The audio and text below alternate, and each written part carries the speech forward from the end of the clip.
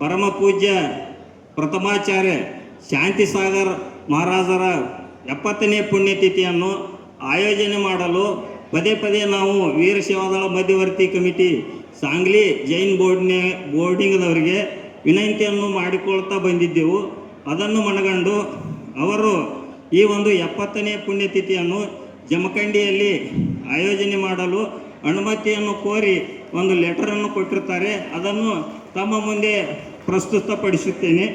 ವೀರ ಸೇವಾದಳ ಜಮಖಂಡಿ ವಿಭಾಗ, ಸಕಲ ದಿಗಂಬರ ಜೈನ ಸಮಾಜ ಜಮಖಂಡಿ ಇವರ ಸವಿನೀಪಯ ಜೈ ಜಿನೇಂದ್ರಗಳು.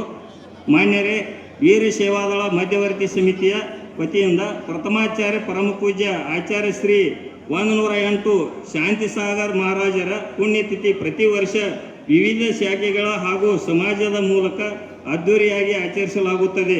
ಈ ವರ್ಷ 70ನೇ ಪುಣ್ಯತಿಥಿಯನ್ನು ಆಚರಿಸಲು ತಮ್ಮ ಸಮಾಜದಿಂದ ಬೇಡಿಕೆ ಅರ್ಜಿಯು ಮಧ್ಯವರ್ತಿ ಸಮಿತಿ ಕಡೆಗೆ ಬಂದಿರುತ್ತದೆ.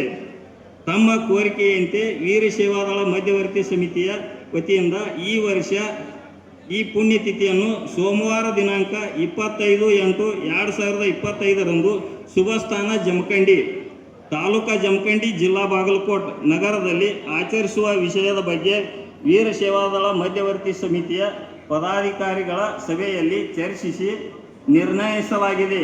ಕಾರಣ, ಪ್ರಥಮಾಚಾರ್ಯ ಪರಮ ಪೂಜ್ಯ ಆಚಾರ್ಯ ಶ್ರೀ 108 ಶಾಂತಿಸಾಗರ್ ಮಹಾರಾಜರ 70ನೇ ಪುಣ್ಯತಿಥಿಯನ್ನು ವೀರ ಸೇವಾದಳ ಜಮಖಂಡಿ ಮತ್ತು ಸಕಲ ದಿಗಂಬರ ಜೈನ ಸಮಾಜ ಜಮಖಂಡಿ ವಿಭಾಗದ ವತಿಯಿಂದ ಅದ್ದೂರಿಯಾಗಿ ಆಚರಿಸಬೇಕು. ಜಮಖಂಡಿ ವಿಭಾಗದಲ್ಲಿ 70ನೇ ಪುಣ್ಯತಿಥಿ ಆಚರಿಸುವುದು ಅಭಿನಂದನ ಕಾರ್ಯವಾಗಿದೆ.